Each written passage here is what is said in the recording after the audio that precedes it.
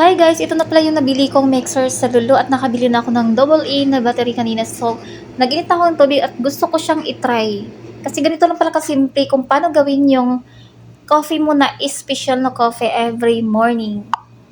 So prepare ko na yung coffee and coffee. Sorry, yung nilagyan ko ng asukal is coffee pa rin. So coffee and coffee.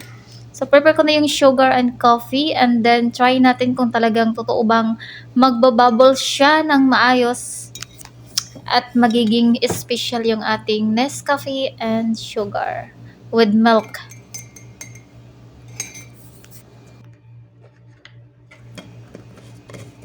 So ayan, tinakpan na natin. Ay mali pala yung takip niyan kasi maluwag.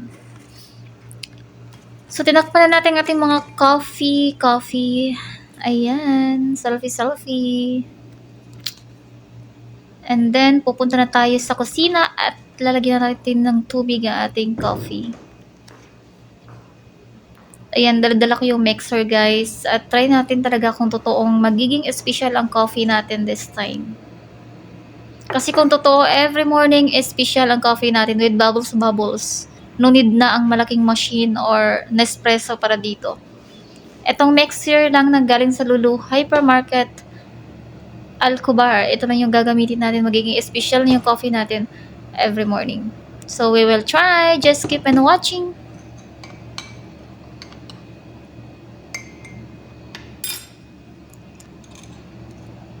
So, ayan, trinay ko muna konti lang yung tubig at tingnan natin kung magiging bubbles ba talaga siya.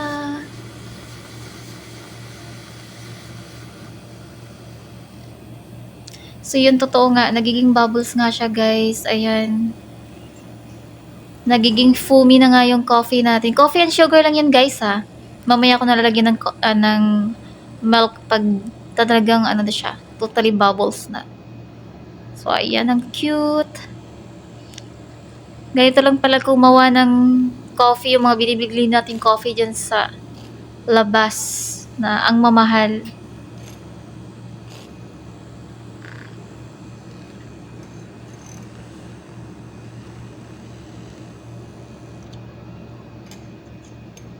So, ayan, nagbubbles na siya at kukunin na natin ang ating gatas sa ref para atin na itong malagyan ng gatas.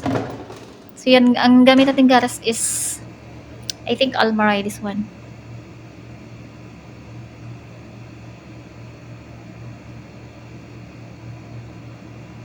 Ganito lang pala kasimple gumawa ng coffee na with bubbles. Kailangan lang palang ng mixer. So, ayan, special na yung ating coffee at titikman na nga natin ito.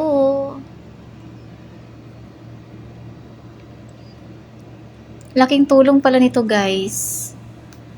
So, sa mga gustong bumili, punta lang kayo ng Lulu Hypermarket. Naka-promo pa yata to.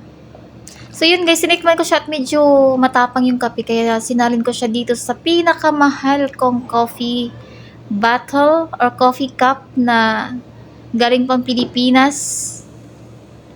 Ang Quaker Coffee, natin, cup. So, ayan, sobrang bubbles guys, tingnan nyo. So, dagdagan ko to ng tubig para mainom natin siya ng maayos. Kasi medyo matapang yung kape. Ayan. And then, enjoy drinking our coffee.